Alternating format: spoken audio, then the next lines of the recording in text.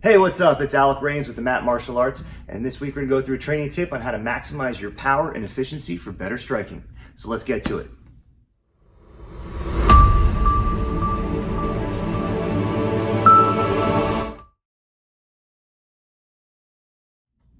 So there's a couple of common mistakes that people make while they're training, whether they're beginners and having no experience at all, or even have some experience under their belt and are just getting a little complacent in what their body structure is doing. First thing we want to make sure we're always doing is punching from the ground up. Now to do that, that requires you to understand how to make your weight on your feet be balanced more towards the front of your foot on the ball, but still making sure that your heel can flex up and down a little bit by using your knees and your calves to adjust your stance. When you're doing that, make sure you're not pushing your chest over your toes. You're keeping yourself relatively vertical and what I like to call a carousel horse. The idea is if you imagine this pole going through my body, connecting to my spine from the top to the ground or the ceiling to the earth, it keeps everything vertical, right? So I can rotate around that motion, I can rise and I can dip, but I can't lean past that motion. So I want to try to keep myself as vertical as I can, centered into my stance as long as possible, as much as possible. And if I need to reach that target, I just move closer to the target with my feet rather than my spine. So making sure we have our rotation as we do our strikes and pushing off the back foot on your knees bent up the earth into your body to drive that weight through your target. Now, when you're running straight punches, you're making sure that as you rotate those hips, your elbows, which are close to your ribs, hands are underneath your jawline or around your cheekbone, depending on the range from your target. As you're rotating, everything from the hip and shoulder is connected. And what's doing is it's pushing the elbow forward. So the next piece has to do with making sure that you're pushing and pulling your arms, not slapping or dropping your arms, kind of hammer strike style. Okay, so one of the things we're going to talk about with the extension and the push-pull energies is the idea of a pulley. If I have my fighting stance position, I'm holding this rope around the bag, I can kind of pull one side back and forth, just like a pulley system. Think about pulling the reverse side to bring your punch forward. And every time you pull, you keep the tension in the line rather than pushing the punch, and then you lose all that tension and create slack, then you have to recover and come after that. So as you pull, you're bringing your whole body across together by rotating your hips and your shoulders as the arm extends out towards the punch.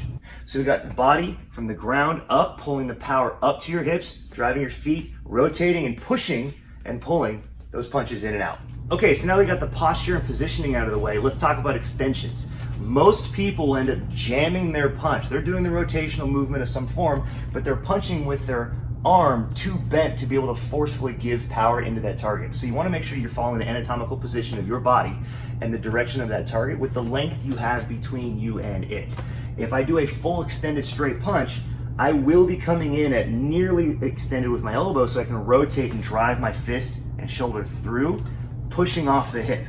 But I don't want to be hitting the target and then pushing the bag away from me, almost like a swing set motion. I want to be able to strike the target. I want to have everything snap and sink at one point, right on that extension of the body.